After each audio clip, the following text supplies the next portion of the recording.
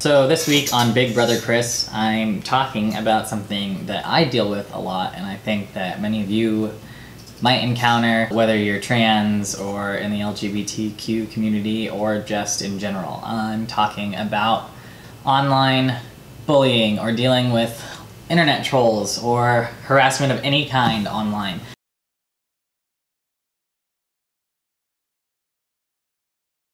Unfortunately, in our day and age, the internet is a really awesome place, but it also can be a really terrible place. It's a place where people can get away with anonymously basically saying whatever they want, and there's no consequences because they're behind a computer screen, which makes people really brave. Besides that, I mean, the internet is a really cool place. It's full of resources, it's full of community, it's a really good place to connect with other people, but it can be somewhere that hate can be perpetuated and thrown at people, and I just think it's something important to talk about. People in the past have asked me why I ever publish some of the negative anon messages that I get on Tumblr, for example, and it might sound dumb, but to me I think that it's important for people to see that a lot of people get those shitty messages and those shitty comments, and even people that are like popular or well-known or seem like they're really confident or whatever also have to deal with that. And I think that it's important sometimes to see that you can respond with humor, or you can deflect, or you can just blow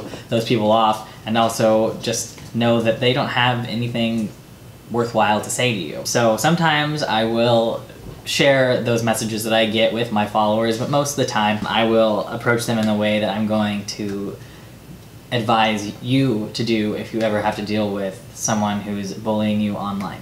I'm going to be honest and say that even if you know that somebody isn't saying something of any validity, it can still hurt. There are times when people say the most hateful, rude things about me or to me online, and almost always it's online. I don't know that maybe 1% or less than 1% of the time that I've ever had anything negative said to me was it actually in person or to my face. That rarely happens to me.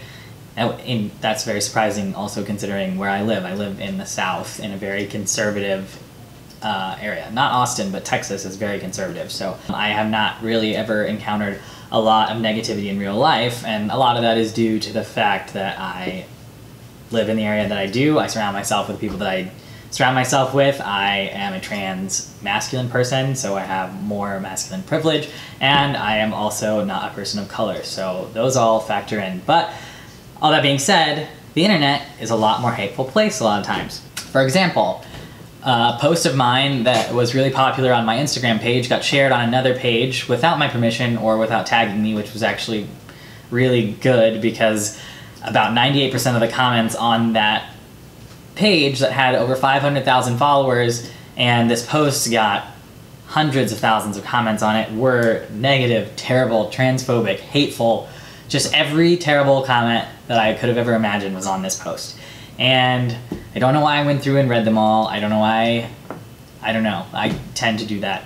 Of course, logically, you can tell yourself, these people don't know me, and these things are just things that people that don't take the time to understand or respect people that are different than them are saying, and it's really a reflection of them, but it still hurts. You never want thousands of strangers on the internet in one day calling you slurs and telling you that you're gonna burn in hell or whatever they're saying. So there are days when stuff like that happens, and I realize that maybe I should make a video about this because I encounter it more than I guess most people might because I have a really wide reach on social media. But I also think that I am lucky in that I'm a very strong person most days, and so I don't really get torn down by it as often as I think some people do, and I think it's important to know that you're not the only person going through this. People go out of their way to try to tear people down who are different than them. People that, like, it's fun to some people to just be an internet troll and have a private profile that nobody can go bother them on, but they're gonna go through the tags of trans people or gay people or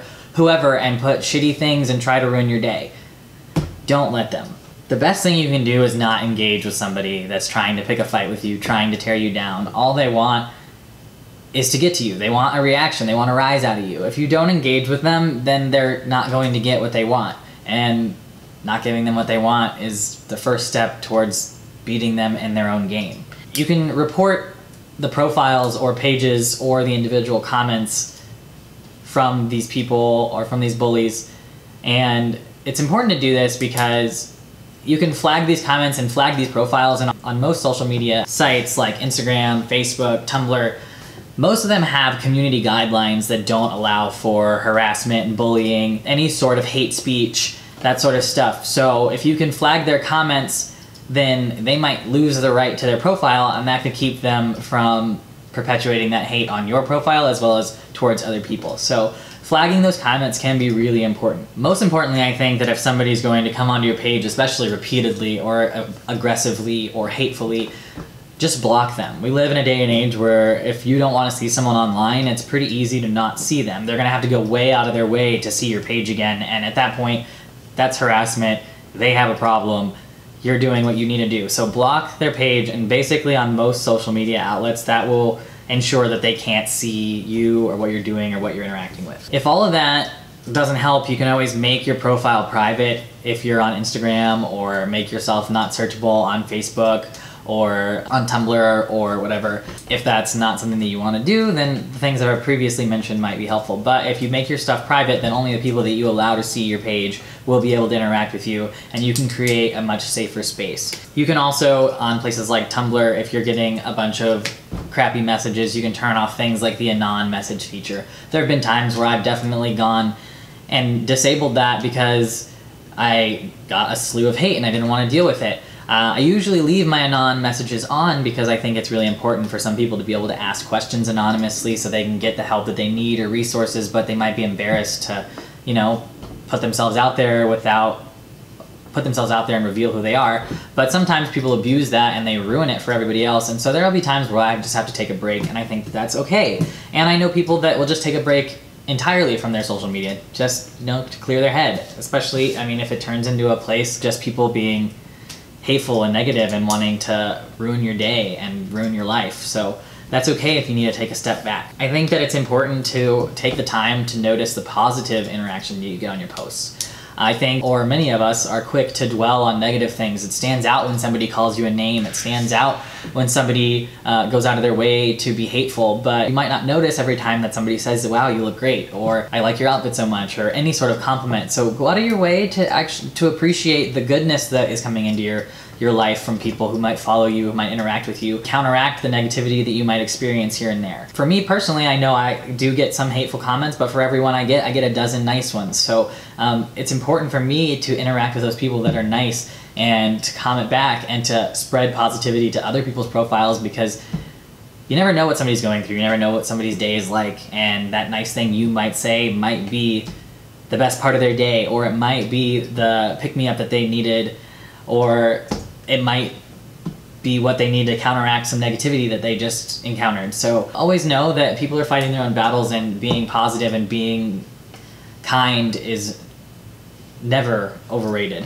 Bullying is something that a lot of people within the LGBTQ community face, a lot of people in any minority community face, and also a lot of people in general face. Growing up, whether it's bullying online or in school or at work, or if you're out somewhere, you're going to encounter people that want to be hateful probably at some point in your life. And it's just best to know that most often it's just a reflection of that person more so than it's a reflection of you. It's not a reflection of you if somebody's going to come at you and try to tear you down for being who you are and for being true to yourself. There is nothing bad about that, and there is nothing wrong with that.